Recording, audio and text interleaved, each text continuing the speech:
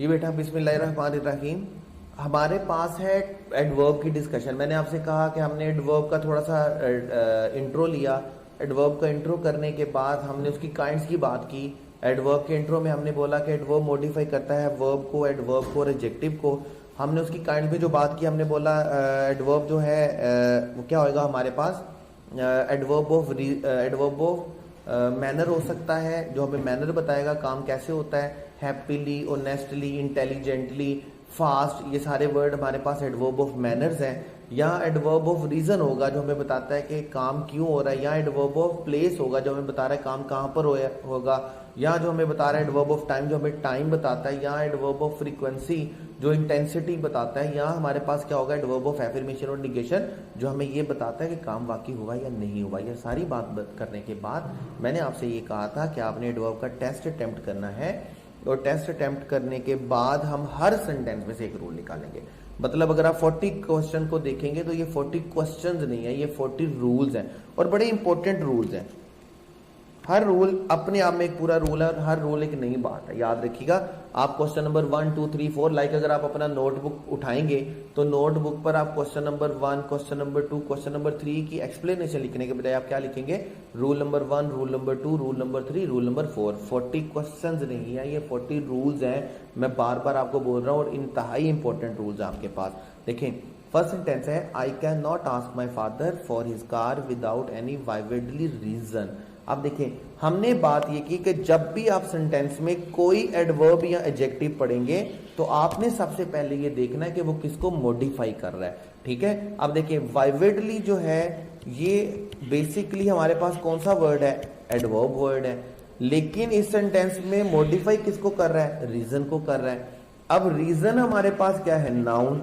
Noun को modify करने के लिए हमें एडवर्ब की जरूरत नहीं होती है, नाउन को मॉडिफाई करने के लिए हमें एडजेक्टिव की जरूरत होती है। लाइक अगर इस एक्सप्रेशन को मुझे ठीक करना होगा तो मैं उसको वाइवेडली रीजन नहीं बोलूंगा, ये एक्सप्रेशन मेरे पास गलत है, बल्कि मैं इसको क्या बोलूंगा, वाइवेड रीजन। रीजन नाउन है, नाउन को मॉडिफाई करने के लिए मुझे एडजेक्टिव चाहिए। वाइवेडली एडवर्ब फॉर्म होती है, जैसे अभी हम बात कर रहे थे कि इंग्लिश में हमारे पास दो मॉडिफायर है, पहला हमारे पास एडजेक्टिव है, दूसरा हमारे पास एडवर्ब है। एडवर्ब किस किस को मॉडिफाई करेगा, वर्ब को, एडवर्ब को और एडजेक्टिव को। और एडजेक्टिव किस किस को मॉडिफाई करेगा, नाउन को और प्रोनाउन को। जहां पर भी आप सेंटेंस में कोई एडजेक्टिव लिखा हुआ देखेंगे या जहां पर भी आप सेंटेंस में एडवर्ब लिखा हुआ देखेंगे तो आपको ये देखना है ये किसको मॉडिफाई कर रहा है। जिसको मॉडिफाई कर रहे हैं आपने ये देखना है कि इसके साथ अग्री करते हैं या नहीं करते।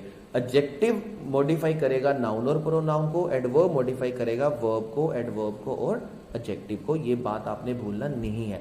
उसके साथ दूसरी बात आप याद रखेंगे, हमारा सेंटेंस स्टार्ट हो रहा है कैन नॉट से। आपने दो वर्ड पढ़े हैं, ये वर्ड भी मैं एनी को भी थोड़ा सा एक्सप्लेन कर देता हूं। आपने दो वर्ड पढ़े थे क्वांटिफायर वाले टेबल में, और मैंने आपसे कहा था ये दो बातें आपने याद रखनी है। पहली बात तो ये है कि सम और एनी का वर्ड काउंटेबल नाउन के साथ भी यूज होगा और अनकाउंटेबल नाउन के साथ भी यूज होगा। इसके अलावा सम का वर्ड अगर हमारा सेंटेंस एफर्मेटिव है तो फिर हमारे पास कौन सा वर्ड आएगा, सम का, और अगर हमारे पास सेंटेंस नेगेटिव है तो फिर हमारे पास कौन सा वर्ड आएगा, एनी का। लाइक मैं ऐसा नहीं बोल सकता I don't have some good friends, मुझे बोलना होगा I don't have any good friends. मैं ऐसा भी नहीं बोल सकता आई हैव एनी बुक, मुझे क्या लिखना होगा, आई हैव सम बुक्स। अगर आपके पास सम सेंटेंस में सम का वर्ड लिखा हुआ है तो आपने याद रखना है आपका सेंटेंस क्या होना चाहिए, एफर्मेटिव। और अगर आपके पास सेंटेंस में एनी का वर्ड लिखा हुआ है तो आपको पता होना चाहिए कि आपका क्वेश्चन क्या होना, आपका सेंटेंस क्या होना चाहिए, नेगेटिव। आपका सेंटेंस क्या होगा, नेगेटिव। ठीक है, उसके अलावा वाइवेडली एडवर्ब है, मॉडिफाई कर रहा है रीजन को, वाइवेडली एडवर्ब है, मॉडिफाई कर रहा है रीजन को, रीजन नाउन है। नाउन को मॉडिफाई करने के लिए हमें एडजेक्टिव एडवर्ब नहीं चाहिए, बल्कि हमें क्या चाहिए, एडजेक्टिव चाहिए। तो there is an agreement between adjective and adverb. हमें एडजेक्टिव और एडवर्ब को देखना है कि ये एडजेक्टिव नाउन और प्रोनाउन के लिए होना चाहिए, एडवर्ब वर्ब, एडवर्ब और एडजेक्टिव के लिए होना चाहिए। ठीक है, उसके बाद है question number 2, she took T and said that it tested sweet. Rule याद रखिएगा, मैं रूल बोल रहा हूं, इनको हम बोलते हैं verbs of senses.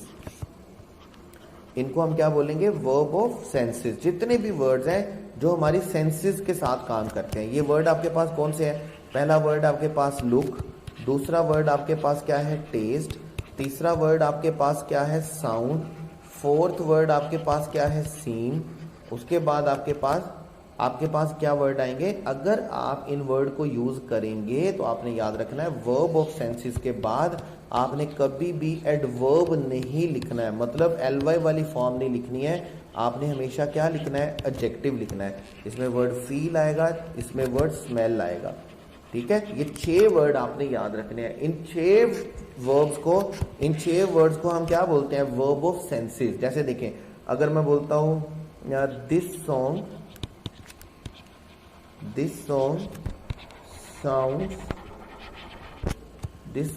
Sound sweetly.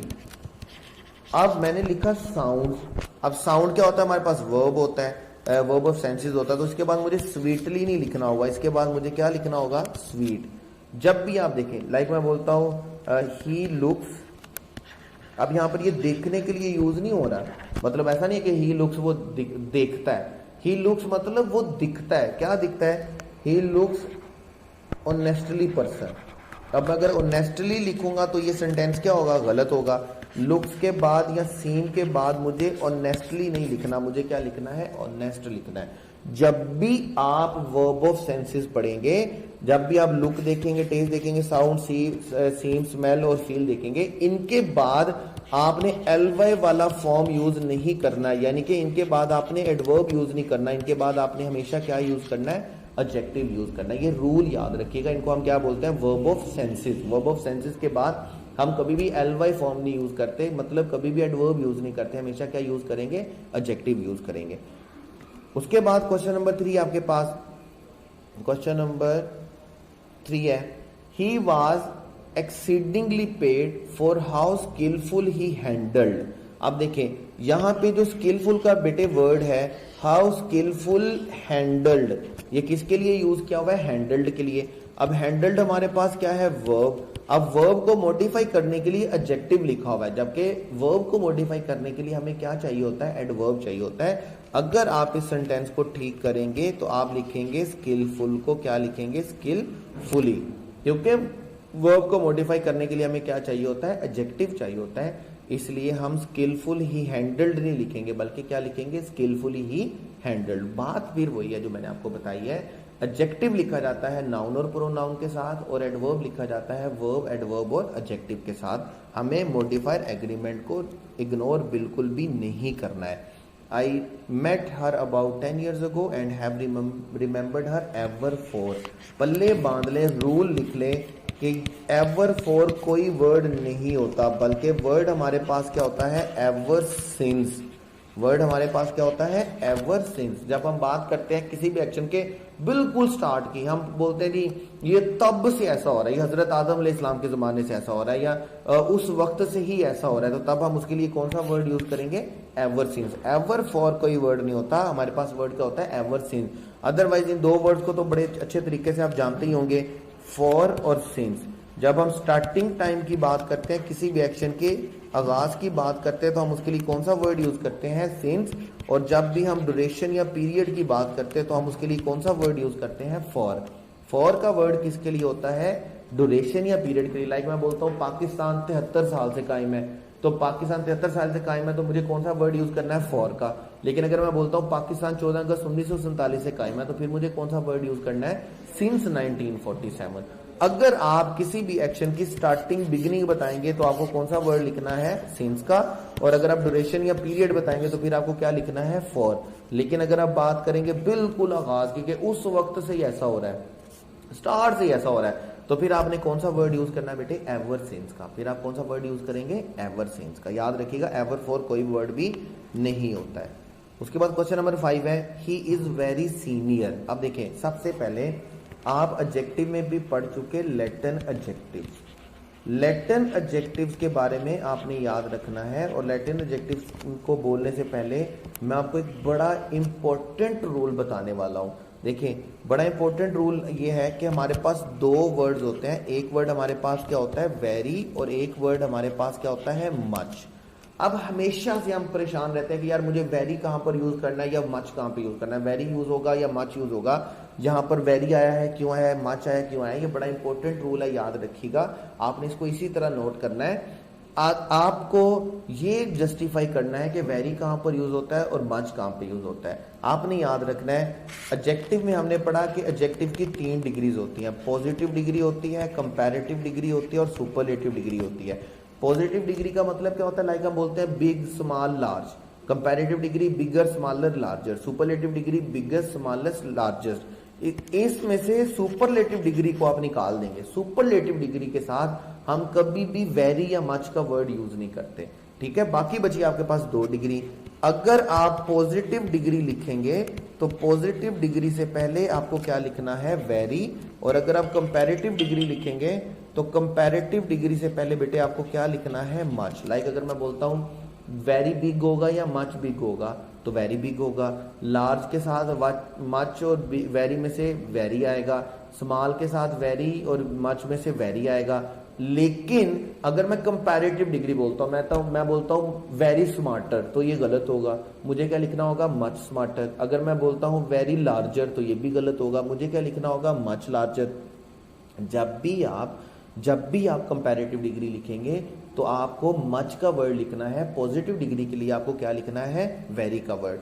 उसके बाद बेटे आप याद रखेंगे, अगर एडजेक्टिव की आईएनजी वाली फॉर्म आती है तो आपको कौन सा वर्ड यूज करना है, वेरी का। और अगर आपके पास थर्ड फॉर्म एडजेक्टिव आता है तो आपको क्या यूज करना है, मच का। लाइक देखें मेरे पास 2 वर्ड है, मैं बोलता हूं इंटरेस्टिंग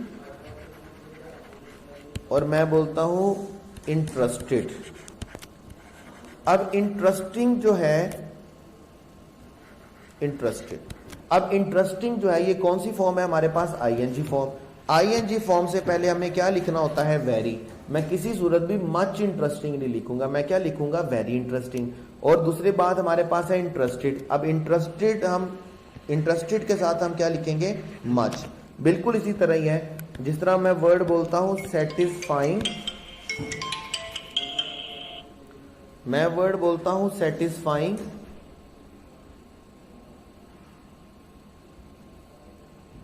मैं वर्ड बोलता हूं सेटिस्फाइंग और मैं वर्ड बोलता हूं सेटिस्फाइड। अब देखें अभी हमने रूल में क्या बात की कि अगर आईएनजी फॉर्म होगी तो हमें वेरी लिखना है और अगर थर्ड फॉर्म होगी तो हमें क्या लिखना है, मच लिखना है। तो सेटिस्फाइंग के साथ क्या आएगा, वेरी, और सेटिस्फाइड के साथ क्या आएगा, मच। आपको 2 यूजेज याद रखने हैं वेरी के और आपको 2 यूजेज याद रखने हैं किसके, मच के। अगर आपके पास पॉजिटिव डिग्री है एडजेक्टिव की तो आपको वेरी लिखना है, वेरी ऑनेस्ट होगा, वेरी लार्ज होगा, वेरी स्मॉल होगा, वेरी बिग होगा। और अगर आपके पास कंपैरेटिव डिग्री है तो फिर आपको क्या लिखना है, मच लिखना है। मच स्मॉलर होगा, मच लार्जर होगा, मच स्मार्टर होगा, आपको कंपैरेटिव डिग्री के साथ मच लिखना है। और उसके बाद अगर आपके पास आईएनजी फॉर्म एडजेक्टिव है तो आपको वेरी लिखना है, थर्ड फॉर्म एडजेक्टिव है तो मच लिखना है। सेटिस्फाइंग के साथ वेरी होगा, इंटरेस्टिंग के साथ वेरी होगा, इंटरेस्टेड के साथ मच होगा और सेटिस्फाइड के साथ मच होगा। एक एक्सेप्शन आपने याद रखनी है इस रूल में। हमारे पास कुछ वर्ड्स होते हैं, जैसे हमारे पास वर्ड है प्लीज्ड, हमारे पास वर्ड है टायर्ड, हमारे पास वर्ड है डिलाइटेड, हमारे पास वर्ड है ड्रंक, ठीक है, हमारे पास वर्ड है ग्रीव्ड और हमारे पास वर्ड है पेन्ड। अब देखें हमने रूल में ये पढ़ा कि अगर थर्ड फॉर्म होगी एडजेक्टिव की तो फिर हमें मच का वर्ड यूज करना है, लेकिन आपने एक्सेप्शन केस याद कर रखना है। ये 6 वर्ड आपने याद रखने हैं, please, tired, dilated, drunk, grieved और पेन्ड। इन वर्ड्स के साथ अब रूल के मुताबिक ये वर्ड थर्ड फॉर्म एडजेक्टिव्स हैं, रूल के मुताबिक इनके साथ क्या आना चाहिए, मच आना चाहिए, लेकिन हम इनके साथ मच नहीं लिखेंगे, याद रखिएगा। एक्सेप्शन केस है, इन सब वर्ड्स के साथ मच की बजाय क्या लिखा जाएगा, वेरी लिखा जाएगा। रूल के अकॉर्डिंगली इनके साथ मच आना चाहिए, लेकिन एक्सेप्शन केस यही है कि इनके साथ मच नहीं आएगा बल्कि इनके साथ वेरी आएगा, याद रखना आपने। और दूसरी बात आपने याद रखनी है कि हम लैटिन एडजेक्टिव को कभी भी वेरी के साथ इंटेंसिफाई नहीं करते हैं।